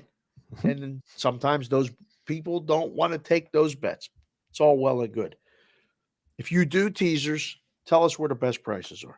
Because someone said BetMGM. You just said DraftKings. Not FanDuel, not BetMGM, not in my experience. We got a guy that says Bet Online. I'm sure they are. Well, yeah. Okay, sure. Because they can. Holy crap! Someone else said their offshore place is minus 110. Oh, love you, my God. I mean, that's doing business. It is. We're going to do business. So just is for example, if I were to tease the Chiefs and the Titans, yep, 134 at FanDuel. 6 points. Yep. You just slowly eke up the price, and nobody questions it. They don't understand it yet. It's the world, like when they slowly push things up, or try to fuck the people, and they get away with it because nobody questions it. It's not good. Like, yeah, the same teaser, Broncos and Titans, is minus 120 at DraftKings. Ew. Same teaser, same movement, same numbers, minus 120. So that's better than Vegas. Right. So most Vegas books are at 130. Right. Tyreek Hill says that Chase Claypool looks like a vending machine out there. What? What's that? Tyreek Hill said that Chase Claypool looks like a vending machine out there. I don't get it. What's that mean? Big, bulky, can't move. It's not a compliment to a receiver to be called a vending machine. Give the ball away. Yeah. Get hit. You punch it. The ball comes out. It's not a compliment. BetMGM is 6-point teaser for tonight's game is even money. No, it's what do you mean? That's what JC from KC said. He's on BetMGM, and it's a 6-point teaser for tonight's game is even money. Same game. He said he's in. Yeah, that's what he said. What number are you? And this is without a boost. What are those numbers? Yeah, this is without a boost now, right? This is. Oh, I don't know. That might be a boost. Listen. I read what the chat says. If you guys are full of shit, just saying. I'm sorry. Are we boosting it? What are we doing here? Okay, because it's a same game teaser. That's what it says. Because I'm looking at minus 4.5 over 41.5. It's even money. I'm looking at BetMGM right now. Under 47 teased up to 53. Chiefs from 10.5 down to for the Chiefs are down to 6-point teaser plus 6 down to 6.5. Down to 4.5. Sorry, from 10.5 to 4.5. Right. Some of your selections cannot be combined. I'm on BetMGM. They won't let me do it right now. You can't even do it. You can't do it. So what I need to know, that's what I mean. You can't even do it? So tell me where that is, because I'm looking at BetMGM right now and I want to see where that is, because if it's even money for a same game teaser, it's not even letting me do it at BetMGM. Different rules for different states. I guess so, because I'm on Arizona. So that's where I am. That's where my account is with Arizona. So different rules for different states. That's baloney. Different prices, different states. So he's where he's JC from KC said you have to select the same game parlay option. Select the SGP option. See if you can do it that way. I got Konowinski just came in and said Chiefs minus 4.5, Titans plus 10 is minus 104 on Bet Rivers. There's a 6-point teaser. It's minus 104. That's not bad.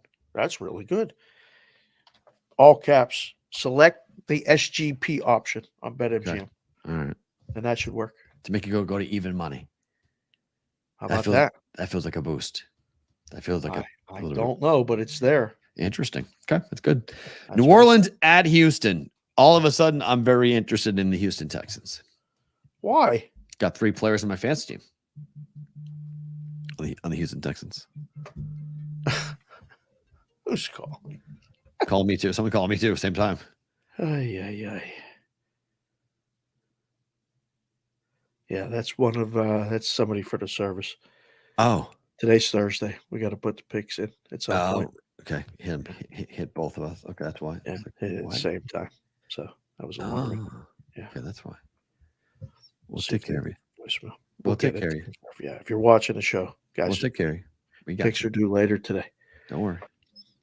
Why are you interested in the Texans? Because I have 3 guys on my fantasy team playing up for the Texans. Did you win last week? Did not. You're 2 and 3? Yes, sir. Got a big question between Brock Purdy and Lamar Jackson. I whiffed the last 3 of the 4 weeks. I've whiffed on picking who should I start. Both on the road. Talk it through. Both on the road. Neutral site game. Okay. Well, Purdy's against Cleveland on the road. Where's Cleveland ranked defensively? 1. What's the discussion?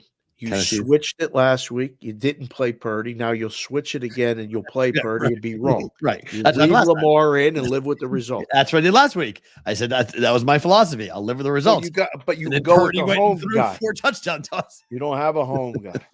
So Right. it's simple. Yeah. That's a simple one. That's easy. I like Texans at home. I'll let the Brigade you guys can Yeah, but I have Damian Pierce, I've got Tank Dell, and I've got Nico Collins on my team for the Texans. if you guys were Perrault in a fantasy league, not a must-win situation yet. You had Brock Purdy against Cleveland and Lamar against Tennessee. Who do you start? You can answer whoever you like. I would start Lamar. Yeah. But he's having to do all of it by himself. He was good in the first half against Pittsburgh, and then he threw the game away. Dropped a lot of balls. Jackson, because of the weather in Cleveland. There you go. Lamar, Brocktober. I think you get that's a good thing. So, do you like Houston to score a lot of points? I mean, you need it fantasy-wise, but they're playing the Saints, by the way, who defensively are excellent. True. I mean, do you have backups that you can play? I don't know if it's back-to-back road games. To be neat. Yeah, I do. I mean, I've got. Purdy, Lamar, Purdy. Big trust, Lamar, Purdy, Lamar. Wow. Show the people, Matt. Split. The DM that you got from JC from KC. Show the people, Matt. We got it, JC. I got it. Thank you, J Dow. I just got it too. I believe you now. Yeah, I'm looking at it now. I see it. Yeah, It's game parlay, two legs. Yeah, actually not a teaser. It's the same game. Minus 5.5. They're calling it fucking you a point on that. Yeah, right? that's what I mean. That's what I mean. They're calling not it a teaser. It's not a teaser. They're calling it a same game parlay. It's Right. different. There's the difference, guys. That's my point. It's not a parlay. It's not a teaser. It's a parlay. Teaser. Yeah, it's a parlay. It's an alternate line combined. What's It's not a FanDuel- 6-point teaser. It's what they're all making right? them do. This is the Euro model. This is FanDuel. This is 10.5. DraftKings. You're only getting 5 points. So Only getting 5, boys. So it's a little bit less expensive. If you do 6, this would be minus 120. If we were keeping it fair, they're fucking you, so you get minus 134, and they smile at you and say we're doing you a favor. I disapprove of what the business is. Oh, I don't want to go back down there today because these people are leaving town, and I might say the really wrong thing. The truth. They don't want to hear it. Not from me. I like Houston. Colts, Jags, maybe the game of the weekend. Seriously, this is a really good game. Oh my God. There aren't many divisional battles like this on the slate.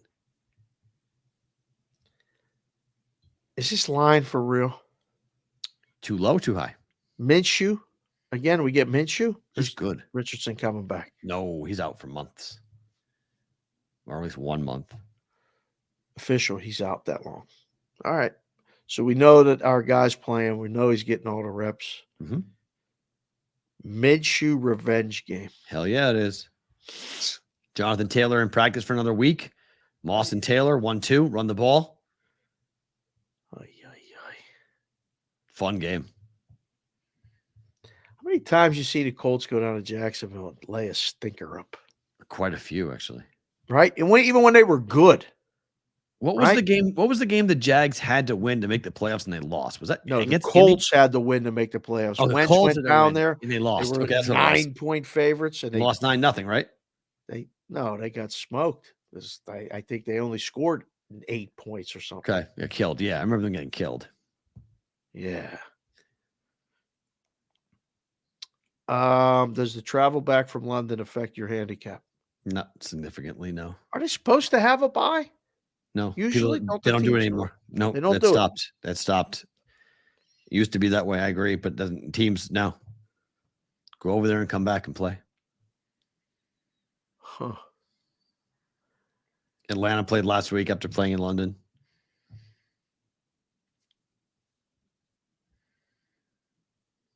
Jacksonville show you anything? Sure. Last game that would Sure. Yeah, you beat the feel Bills. like they're the favorite to win a division again. You beat the Bills. I mean, I don't care when, how, what, where. You beat the Bills. What excuse you want to make? Flight, time, travel, whatever. I don't care. You beat the Bills. It's a big win.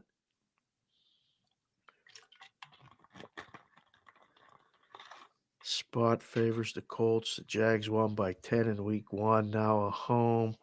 It's 4. Ding, ding, ding.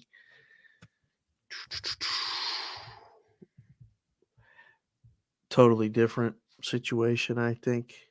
I mean, it opened at 5.5, down to 4. Makes sense to play the dog at divisional game, all that other stuff. I don't know.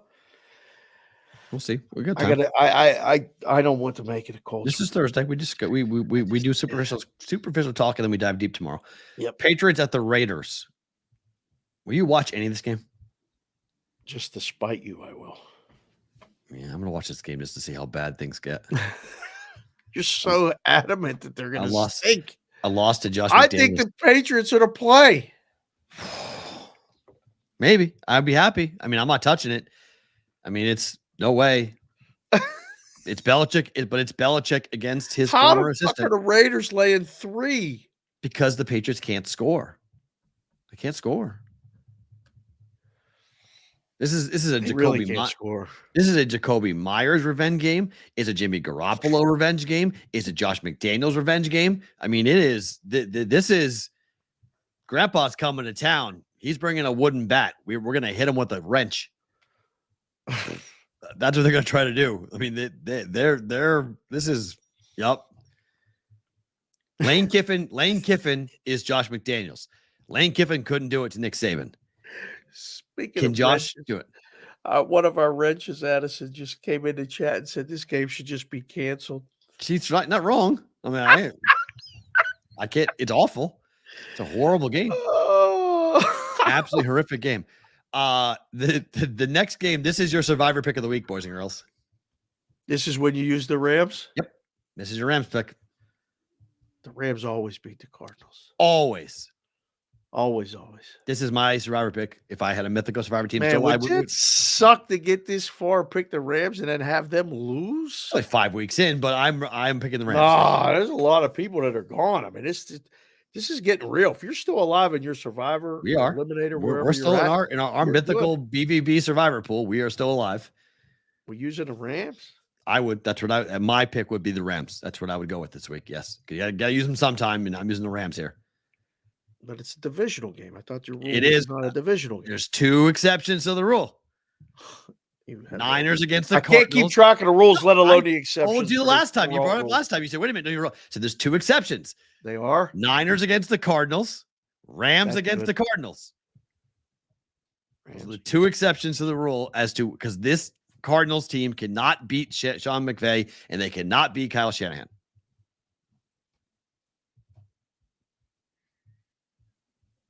We'll deal with that in 10 minutes.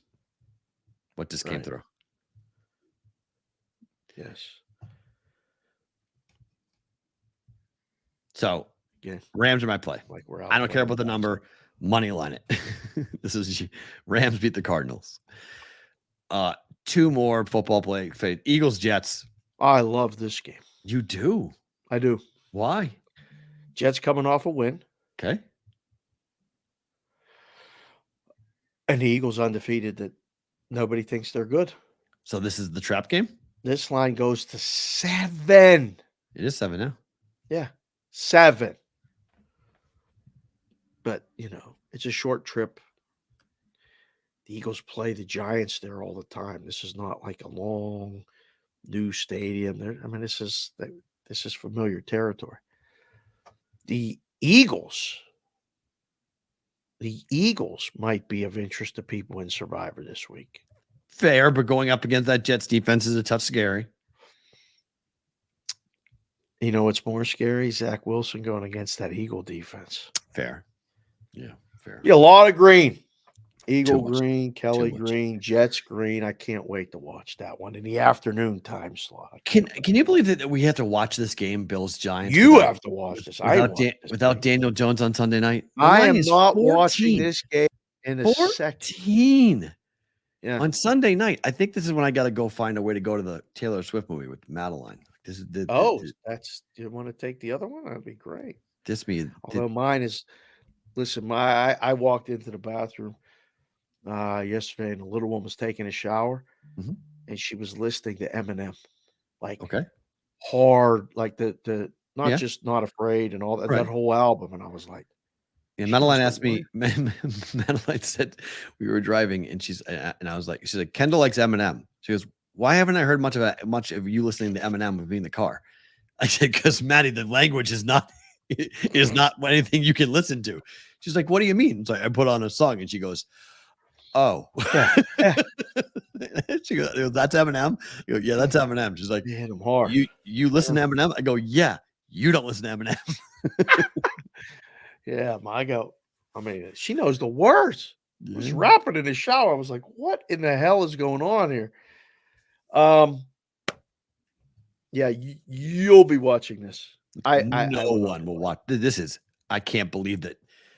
I mean, they're going to make jokes. Flex it out. What are you going to do? They're going to make jokes the whole damn game. I mean, it's going to be the state of New York is watching this game, and that's about it. Nobody else is going to want to watch this. In particular, is there a baseball game on up against this? The American League. Is it the American League Championship Series game 1 that night? Yeah, there's a decent shot that baseball could beat football. Like this is the potential with how bad this game Sunday, is. Texas plays Houston at 5 o'clock. Yeah, there's a good shot. Baseball might finally 100%. Yeah, baseball. Watching that. Baseball very well might get it over on football for the first time in a long time because this game is going to be unwatchable. Daniel Jones out. Saquon Barkley's not going to play. Shouldn't the Giants just punt the season and tank? Like, what the hell are you playing for? Who's playing quarterback? Oh, it's Tyrod Taylor, right? Quarterback for I don't know. It's Tyrod Taylor, right? Playing for the Giants. Guys, if you guys know in the chat, put the backup quarterback for the Giants in there. Who's starting this week? Now it is going to be Tyrod Taylor. Yeah. How does this guy? I feel bad for Tyrod. He keeps ending up in places where they can't protect him. Nope, but he can run. So. A lot, but he has to run for his life. Hey, Tyrod, Daniels, he hurt. You got to play. Who we playing? Buffalo. Oh, Seattle came in and sacked Daniel 11 times. Just so you know. You want to play? Come on. Come on. This is life for backup quarterback on a bad team. What are you going to say? No. Right, it's a paycheck. Man. Before we let go of Sports Grid, and before we let go, we'll do hockey in bonus time here. Yes, because it is a big topic. The UFC and USADA are parting ways in January. UFC and USADA. USADA stands for what? For the United States Anti-Doping Agency. They are the ones who are in control of teaching or testing their athletes for PEDs and other illegal substances. Do the books care? It's the first I heard about it from you. Okay. Well, but I'm just wondering because, like, if it's known that an athlete So in case you're curious how this all started, back in the summer, Dana White wanted USADA to clear Conor McGregor to fight in 2023 without going through the 6-month process like every other athlete. Again, special treatment for Conor. Why would he want to do that? Because Conor's on steroids. So why would he allow him to fight? Because he wants the paycheck he was the Ultimate Fighter coach up against Michael Chandler. So this relationship is going to end so they don't have to do that anymore? Correct. So now you can be on steroids and fight in UFC? Allegedly. That's why I'm asking, do the books care? Because you could see athletes, you could see guys upset. You could see people who I'm not taking it or I'm taking it. It turns into kind of like with baseball. And like, if you're not on it, you're really behind. So everybody's just going to use them openly now? We don't know what the end result will be, but as of January, there is no more USADA testing. Who replaces them? We don't know. Dana White's not commented yet. We'll see about this weekend what he says. But the relationship ends in January, and Dana White is going to get his fight with Conor McGregor before the 6-month window because Conor's back in the program, but the program will end before Conor's 6 months are up. Do you, as a fight guy, think this is a good idea? It's a horrible idea. It's one of the best things. One of the Like, best things the UFC did. Right. They put everybody on a neutral ground. Yep. I hate cheating. I hate PEDs. I hate cheating. I don't, because it's not in fighting. It can be literally life or death. Like if you're actually true. If you're fighting someone who's on the juice and you're not, they can kill you. They have a roid rage incident. Their punch, they can snap your neck. I mean, there's all sorts of things that can happen with somebody who's not natural in the octagon. So I don't know. It's horrible. If I was a guy and didn't want to do it, and I knew I was fighting guys on it, like some guys are just going to go to that warrior mentality. All right, I'll fight the guy. But if the guy has an inherent advantage that he's bigger and stronger and might have a screw loose with all that other stuff, like I don't know if I want to take some of these fights. I would agree with you. And like baseball, where we had guys who said, if I wasn't on it, I didn't have a job. It's going to be athletes who are going to say, if I'm not on it, I'm not on the roster. I can't compete. And it's not just like your typical roids that you're thinking of, like bodybuilder types.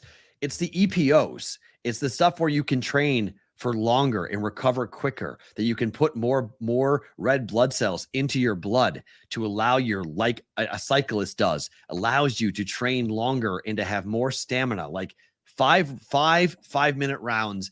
I don't think the average person understands the level of training, the physical fitness you have to be in to fight a 5-round fight in the UFC. It's unreal the level of conditioning these guys and girls have. Right. And if you can help something, you can take something that will give you a gas can that will last beyond 5 rounds. It is a monster advantage in that sport. Huge. This sounds like a very, very bad idea to me. I don't know if this is this just posturing, negotiation? Like they're trying to get this over. result? You saw it announced. No. You saw it announced it. This is the U.S. anti-doping agency. Someone else is going to do it then, right? Who? Like somebody. I don't know. They're the gold standard. Dana wants. It believes, if you believe the conspiracy theorists, they want someone who they can control. Then what's the purpose of the testing? It's a great point, right? That was USADA's point. They were independent. They were on their own. They said what they said. They did what they did. Dana White could bitch and moan all he wanted. Didn't matter. Knock on your door at 5:30 in the morning during fight week. Dana would freak out. Go, why are these guys knocking on these fighters, waking them up? Let them have a rest, whatever. They're testing them. Yep. Yes, USADA said, we don't care. We'll test you when and ever we want to. That's the thing you signed. They told them they were going to do that. True. It wasn't like a surprise. So but Dana you knew said what you signed up for. Now you're mad that you signed up for it because they told your guy he can't fight because everybody knows he's on steroids. This is weird, man. It's bad. This is gonna hurt the integrity of the sport. That's why I asked, do the books care? Because it absolutely can affect the integrity of the sport. Well, it's going to affect. Some books are going to go, why are we booking this stuff? This is a circus show. There's a roid guy fighting a non-roid guy. Yeah. I don't know. That's bad for business. I would agree. I think it's we'll see how it shakes out. But one of the best things I thought the UFC did was when they went to USADA to clean their sport up. Because they had guys like Brock Lesnar fighting in the UFC. They had all these former wrestlers, and you knew they were on the juice. You just see it. And then USADA came in, and those guys all went away. Those guys were all gone. And now what? We're going to go back to those fighters? So, So just watch it. We're doing hockey on the other side. Bonus time will include you guys with your super chats as well. So fire those off, and we'll do better to book it as well. Always forward, never straight for the BVB. Bonus time starts now.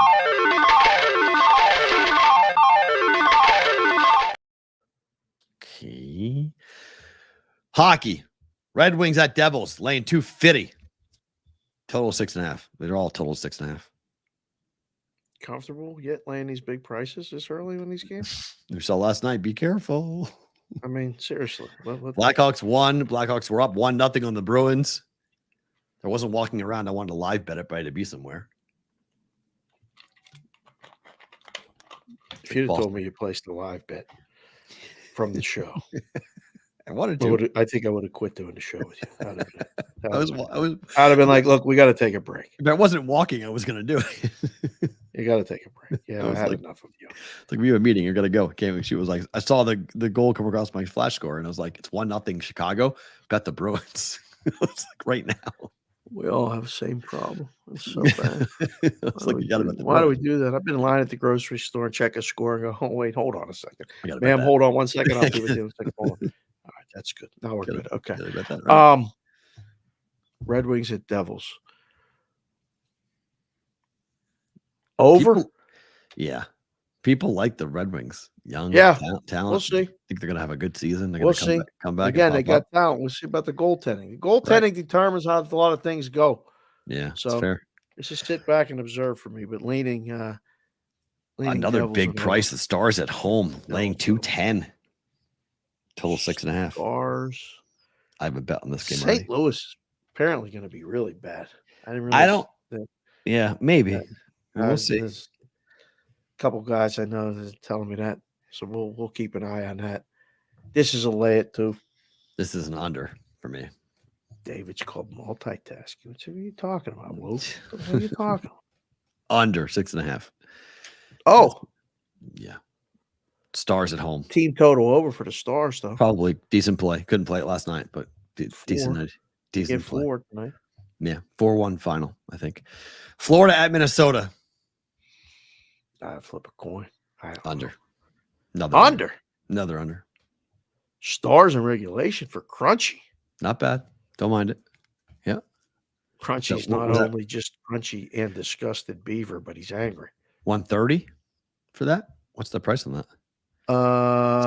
Stars and reg.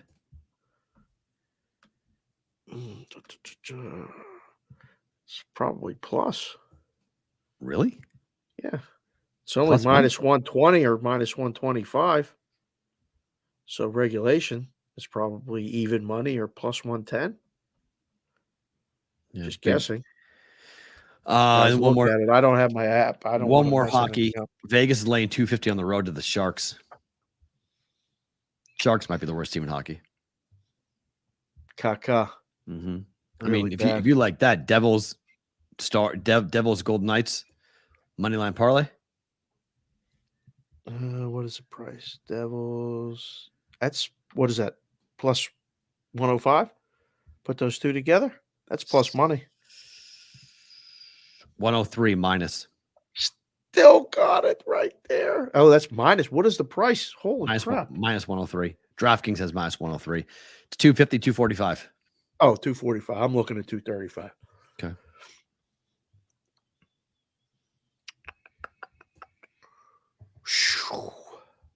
Puck line?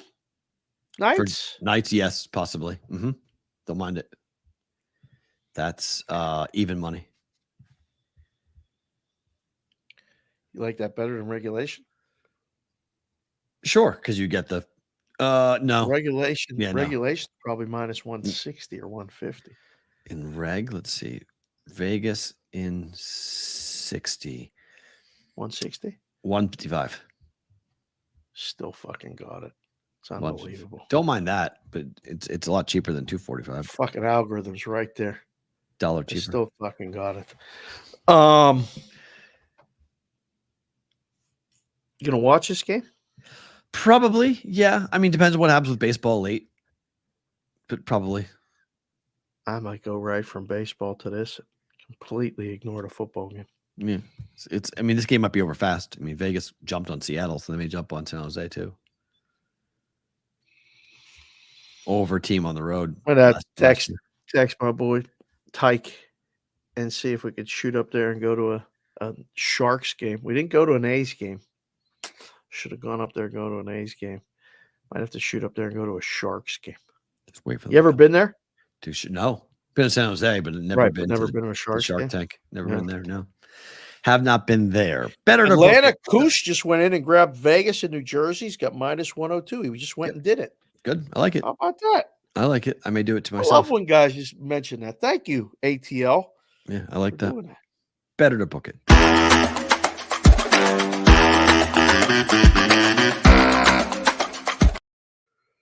Book it time here. Dave likes it, bets it, doesn't books it. Under 47.5. KC Denver tonight.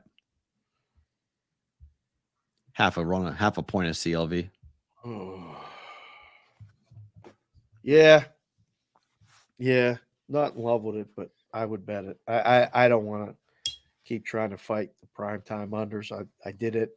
Got one right Sunday night. I like San Francisco and over. It worked. What was the Monday night game? I can't remember. Oh, Green Bay and Vegas. Mm-hmm. Yeah, that was under. It's here, right? Way under. Speaking of unders, under 6.5 Stars Blues. Ottinger at home. Like this? Shutting down the Blues. The Blues last year were an over team on the road, but the Stars were one of the best home teams to the under to start the year. Correct. They got hot late. It was one of those weird things where them and the Wild both started scoring goals at home late, but in the first 3 months, they were under machines. Yeah. Just the way the Stars play. They don't play fly wide open. They play defensive hockey. They score. They sit. Yeah. I'm gonna say book it. I think the Stars light them up. 5-2 final, somewhere in that neighborhood, maybe 5-3. Wild Panthers under 6.5. Bet this one. Under here. We have goalie confirmations. We're getting both number ones here. I bet this last night. So hold on, I got this. Put this down in the app for this game tonight. Louis confirmed. Binnington. Ottinger still expected. Yeah, Panthers Wild is Bobrovsky against Gustafsson, which is great for the under. Panthers and Wild is Bobrovsky against Gustafsson. Yes, confirmed. Okay, that's good. Ottinger's in, which is what I'm betting it on. Binnington's fine, but as long as he can stand on his head at times. So right, under. 3 unders tonight on a Thursday. Yeah. Like that. It's just what it is. What it is. Well, do or don't like it. It's just what I like in the game. So it just happens to be all 3 unders. Super chat questions to be answered. The first one, better to book it here. Let's see. Chris Covey. I'm on Will's side. He's the real MVP. Yeah. Damn right he is today. I don't think the best thing about today either yet, too. So big business. Verlander's last speech last night was great. I wasn't even here, but Dusty saying he'll do the World Series speech really was a slap in the face. I don't know what that was. Do you know what that is? I did not see that. I didn't have the sound on the baseball at the book, so I didn't see it. Thoughts on betting the Braves to win the World Series from Tyler at +194 and betting the Phillies to win the World Series at +120 with the thought that either team could beat the Diamondbacks. Braves to win the pennant at +194. He said the World Series. He says series. Sorry, to win the series. So the series now? Yeah. Must be. Yeah, that's what that is. Yeah. Okay.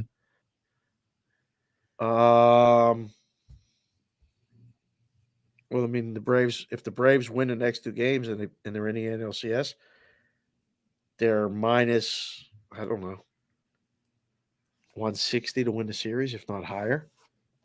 So, yes, if you think the Braves are going to win today, you get a very nice price and you're live again this Saturday. I think you can do that. Crunchy says, better to book it, Sir Dave. Rangers money line, minus 130.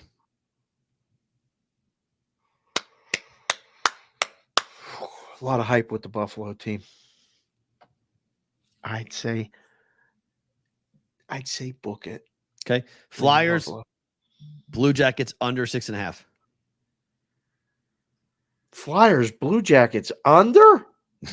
No. I don't like that at all. Blue Jackets one of the best over. I don't like that at all. No.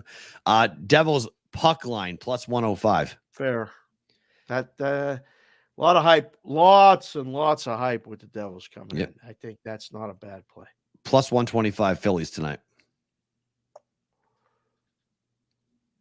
Let's hope you're right with that one. I'm rooting for that one. That's Crunchy, not me. Sonic, no question here. Just want to say thanks for the show today, guys. Thank you, Sonic.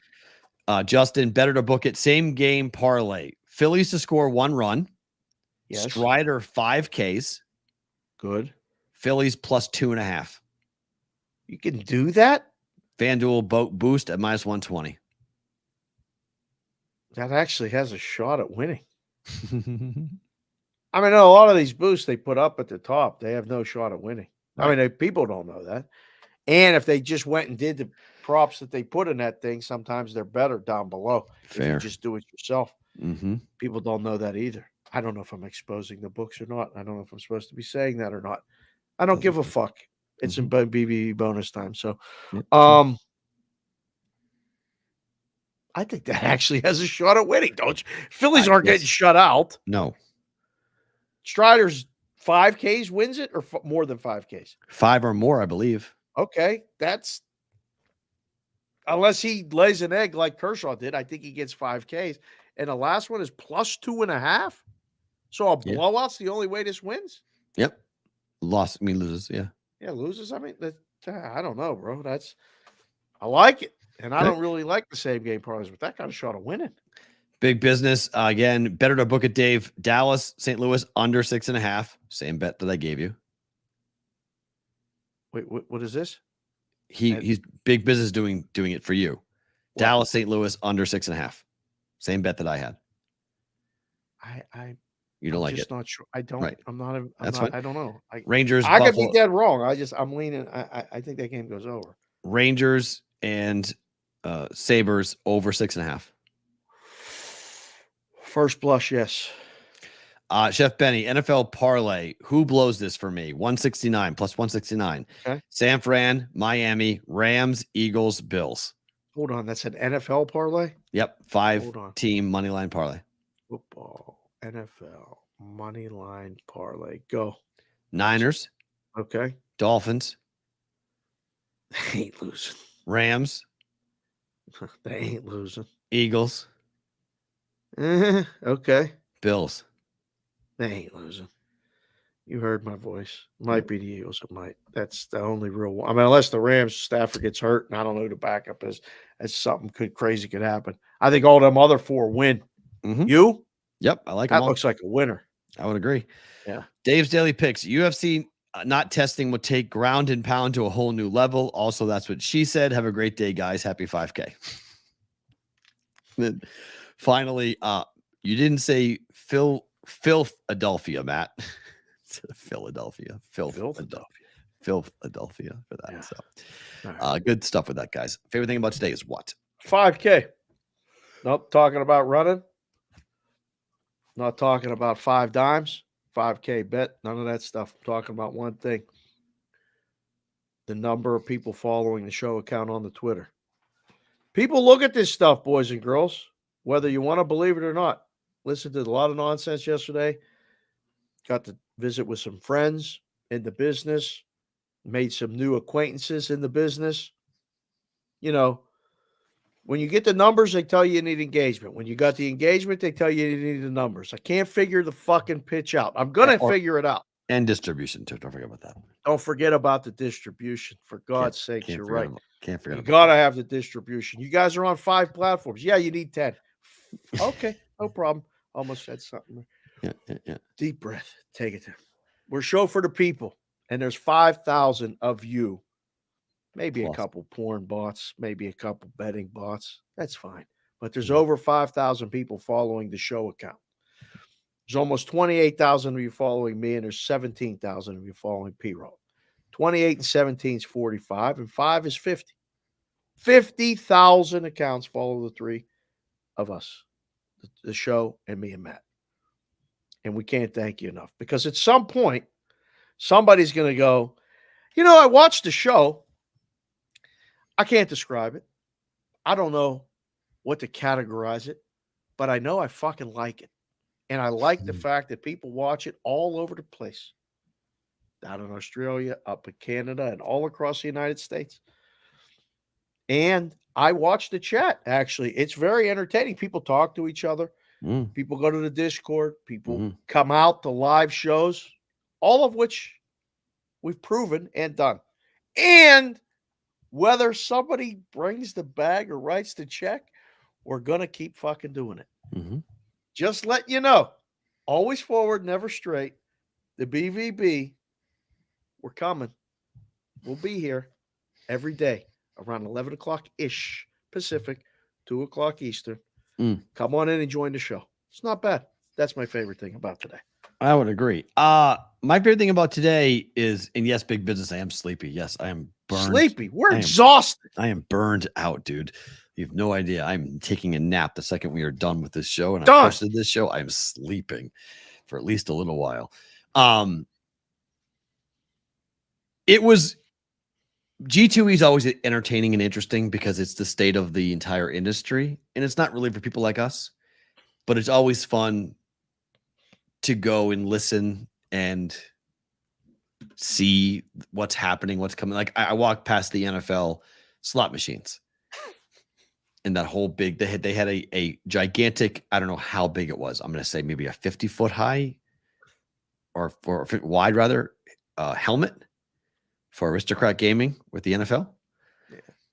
And I stopped and I just was like, how come they're not using the tagline, the Super Bowl of slot machines? I was like, why are they using that? Like, I was like, that's a really easy sell. Like, just it's the Super Bowl of slot machines. I don't know. That's what I would have used. But like, if I had been knocked out for 20 years and I woke up like in some Encino Man type of movie, and I stumbled my way into the G2E convention and I saw what I saw yesterday, I'm not sure how I would have responded to it. I watched these guys play blackjack digitally, no cards. Yeah. Watched a whole huge shoe, all digital. Two. Yeah. I was like, is that what we're gonna do soon? Like, no cards. How'd that feel? I didn't like it, to be honest. Not betting, not gambling. I don't trust computers and algorithms to give. I want cards, man. Give me. I want cards. I don't want what the computer says I have. I want to know what I have. I want the cards, man. So I thought that was interesting, just walking around and seeing what's happening and where we all are going in this industry. It's unique. G2E always leaves me with I'm always very thankful to live here. I'm very thankful to be in Vegas. I'm very thankful to be around. Everyone comes to us. It's always fun. That. Yep. They all come to us. It's fun because we're just, I'm driving home in 20 minutes, guys. You got a 4-hour flight back home. Wherever you got to go, you go to the airport, fight track. We live here. So it's fun on that level. But I do like G2E. G2E always makes me, my favorite thing about today is that we get to live here and G2E comes here. So it's fun. Please don't move, G2E. Please don't leave it here. Please. Global Gaming Expo. Please stay here. Dave, Matt, we're back tomorrow. Roll Call Friday. Obviously a gigantic show. Get in early, 10:30, 11-ish Pacific time, 1:32 Eastern. As always, big time, big show. Who knows who might be stopping by tomorrow on a Roll Call Friday. We will announce the winner of the hat tomorrow as well. BVB, Roll Call Friday tomorrow. Matt and Dave back then here on the Bostonian versus the Book.